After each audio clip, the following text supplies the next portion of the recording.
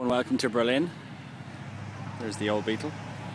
And this is the brand new Beetle, which is arriving into Ireland in January 2012. It's quite a change actually to the previous new Beetle.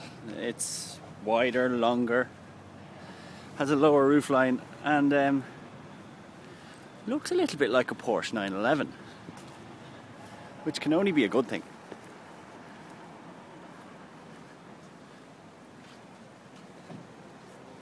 It's definitely a more striking looking car and much bigger. They've really worked on making the space in the rear much bigger, so much better headroom.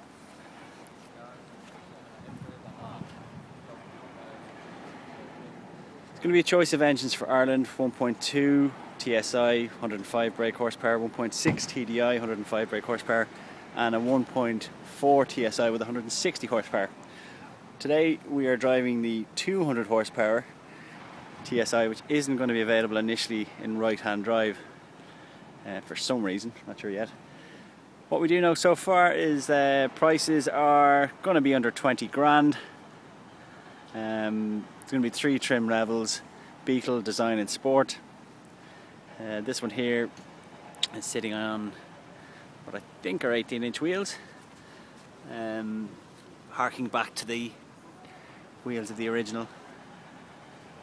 But overall, a much better looking Beetle, and likely to be quite a big seller really if the pricing is right and if the appetite is there for what essentially is something that's very similar to the Golf in lots of ways, engine wise, platforms, etc. So even though, as far as we know, I think it's actually sitting on the Jetta platform.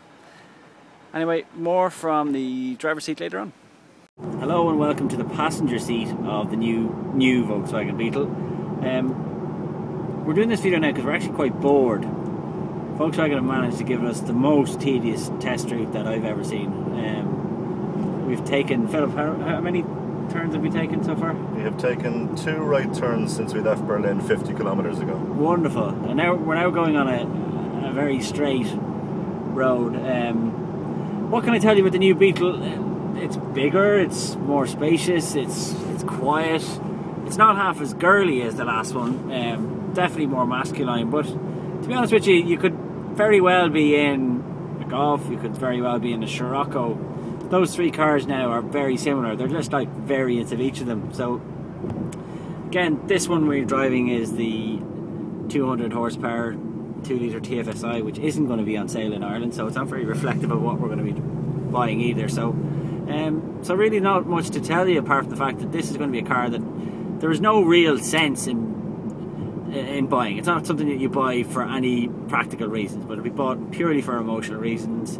You like the heritage of it. It's only a 3-door, so 3-door Golfs don't sell in Ireland at all. It's only 5 doors, only 90% 5 doors, so it's going to be a very small niche. So, and as well as that, it's one of these cars that people buy with disposable income, and again, there's not a lot of that around anymore. So we'll wait and see whether this will be a hit when it comes in January and costing under 20 grand. Just a small little look through the cabin of the Beetle. It's changed insofar as the previous new Beetle, the one that was out in the early part of the last decade, was everything was very far away. The windscreen was raked to a degree that there was a massive gap between the driver and the windscreen, and that has been reduced. It's much more like a Golf or a Scirocco in here. Nice touches abound. There's this old style glove box which sits on top of a much more practical one, which is underneath here. This one here we're driving as a DSG box, 7-speed double clutch. Nice touches throughout, nice